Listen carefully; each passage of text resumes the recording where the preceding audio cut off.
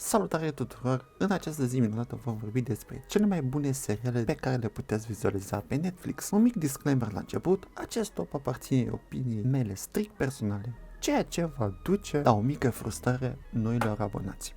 Ceea ce vă face pe voi direct responsabil să contribuiți la acest videoclip cu următoarea întrebare. Care ar fi după voi un top seriale pe care le-ați văzut pe Netflix?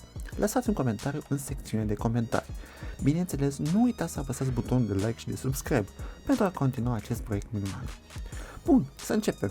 Episodul cu top 5 seriale pe care le-am văzut pe Netflix. Locul 5, The 100. It's been 97 years since a nuclear apocalypse killed everyone on Earth. 100 este un serial TV american post-apocaliptic care este transmis exclusiv de CW, dar bineînțeles că îl puteți găsi și pe Netflix. Din păcate sunt doar 5 sezoane pe Netflix, așa că va trebui să așteptați ca cei de la CW să adauge ulterior următoarele 2 sezoane. Da, și dacă sunteți la zi cu sezoanele din 100, vedeți că ultimul sezon a apărut deja și primul episod s-a lansat pe 21 mai, așa că spor la vizualizat. Încerc cât de mult să evit spoilerele, așa că vă zic premisa acestui serial. Serialul are loc într-un an nedeterminat din viitor îndepărtat, 97 de ani după ce un război nuclear a devastat suprafața Pământului. Singurii oameni fiind cei aflați pe o flotă de stații spațiale orbitale cunoscută sub numele de Arca. 100 de minori condamnați pentru diferite infracțiuni, dar care pot fi pedepsite cu moartea în noile condiții, sunt trimiși la suprafața Pământului pentru a testa dacă planeta poate fi locuibilă. Cei 100 descoperă un pământ nou, cu noi minuni, dar cu multe pericole.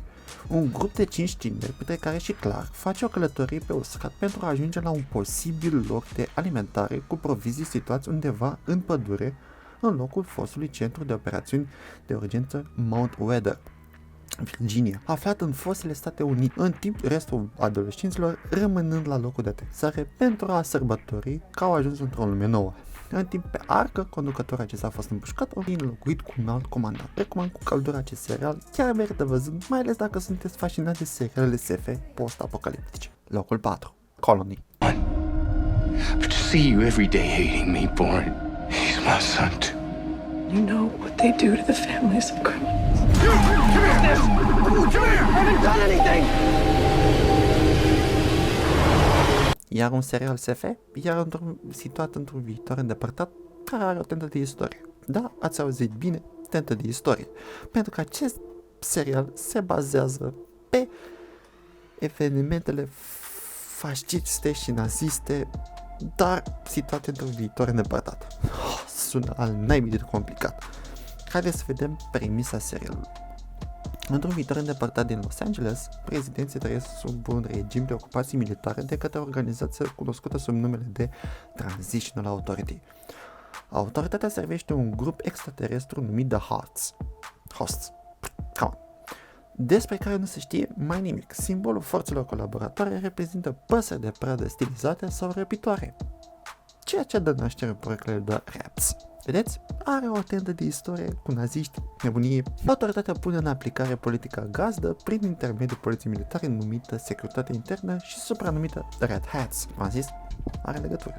Gazdele au preluat controlul într-o zi cunoscută ziua Arrival. În sfârșitul acelei zile, blocurile dreptunghiulare masive au coborât din cer, legându-se împreună pentru a construi ziduri care împărțesc orașul. Unul dintre aceste ziduri înalte de 20-30 de blocuri, cu mulți metri în lungime și kilometri, înconjoară partea centrală a Los Angelesului, unde se află povestea serialului. Alte ziduri similare au fost construite în jurul zonelor urbane vecine numite The Blocks, cu ansamblu denumit Colony. Traficul trece prin ziduri de puncte de control foarte bine securizate numite getaways, care permit autorității să controleze strict mișcarea persoanelor și distribuția consumabilelor, cum ar fi alimente și combustibili, care sunt raționalizate. Amploarea geografică a invaziei extraterestre este neclară, dar se presupune că este la nivel mondial. Pe românește, ești securizat, nu poți să mergi pe stradă decât cu bicicleta sau pe jos, vehiculele foarte rare pe stradă, așa că ce faci este monitorizat. Serialul are numai 3 sezoane, dar sunt al naibii de pune. Locul 3, Vikings.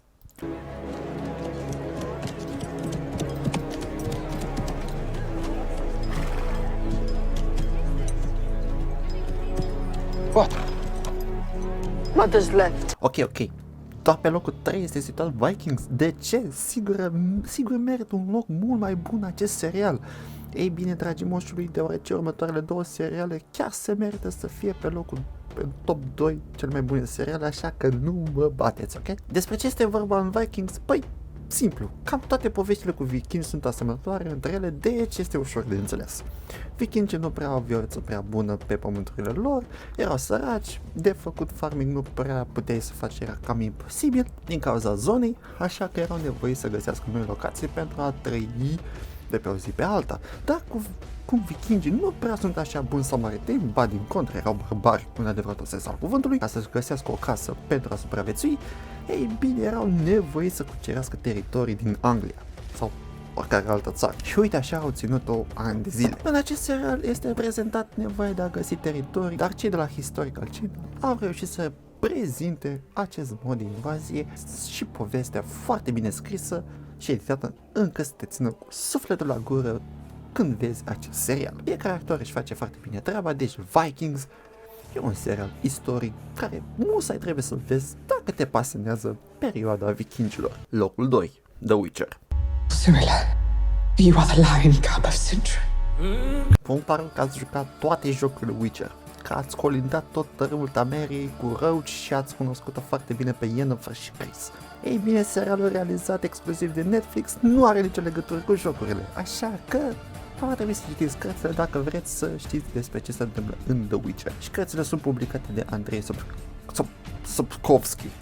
Numele la bun. Amplasat într-o lume medievală, pe o suprafață cunoscută sub numele de continent, seria se învârte în jurul vrăjitorului titular numit Geralt of Rivia, care este interpretat de Henry Cavill, Superman. Ăla, hai femeilor. Vrăjitorii Yennefer din Varenburg și prințesei Ciri Freya Allan. În lucrările lui Sapkowski, vrăjitorii sunt vânători de fiare care dezvoltă abilități supranaturale la o vârstă fragedă pentru a lupta cu alte fiare și monștri sălbatici. Primul sezon urmează acțiunea din cartea Ultima Dorice și Sabia Destinului, o colecție de povești scurte care va la saga Witcher. Primul sezon explorează evenimentele formative care au modelat pe cele trei personaje principale. Cărțile au fost descrise ca având un cult urmare în Polonia și în țările Europei de centrale și de est. Dacă doriți să vedeți mai mult material pentru adulți și doriți să vedeți o capotoperă vizuală, vă recomand Witcher.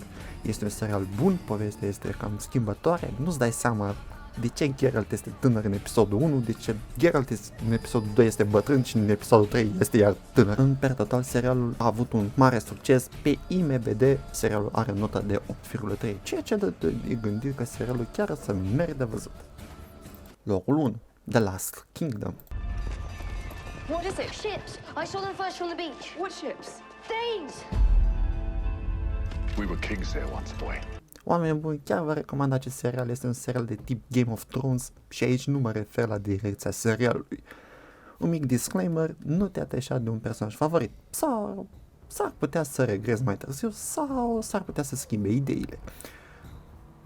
Da, cam așa se joacă serialul cu mințile oamenilor și presupun că de aceea a fost votat ca cel mai bun serial de pe Netflix și a fost zile la rând top 10 seriale de pe Netflix. Bun, haideți să vedem ce știe să arate acest serial. The Last Kingdom este un serial de televiziune istoric britanic de ficțiune bazat pe seria de romane The Saxon Stories a lui Bernard Cornwell. Prima serie a avut 8 episoade, a avut premiera pe 10 octombrie 2015, o a doua serie a avut tot 8 episoade care au fost difuzate de BBC și nu vă referiți la altceva, în Marea Britanie în 2017, coprodusă de Netflix după ieșirea din BBC America. Netflix a fost singurul distribuitor al sezonului 3 cu 10 episoade, produs de Carnival Films, difuzat începând cu 19 noiembrie 2018. La 26 decembrie 2018, Netflix a reînnoit emisiunea pentru a patra serie, lansată pe 26 aprilie 2020 și produsă din nou de Carnival Films. Un al 5-lea sezon trebuie să apară undeva în 2021, dar nu este încă confirmat. Să sperăm că o să avem continuarea serialului pentru că este al naibii de bun. Povestea începe în anul 866, odată cu cucerirea vikingă din York, când Anglia este împărțită în 7 regate. Țările anglo-saxone sunt atacate treptat, jefuite și conduse în mod eficient de danezi vikingi. Regatul Wessex rămâne ultima fortăreață majoră împotriva danezilor. De-a lungul timpului, povestea acoperă aproximativ 40-45 de ani până la sfârșitul sezonului 4. Sezonul 1 acoperă anii 866-878, în sezonul 2 878-876, sezonul 3 893-900, iar în sezonul 4 are loc aproximativ 905-910.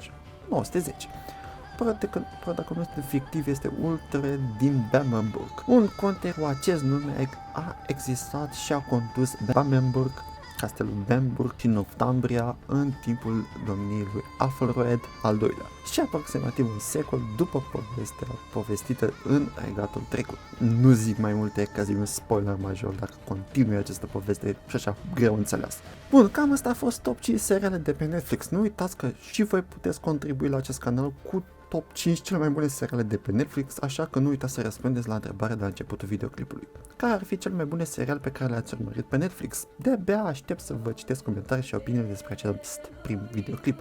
Toate cele bune și ne auzim cu bine data viitoare. Pa, pa!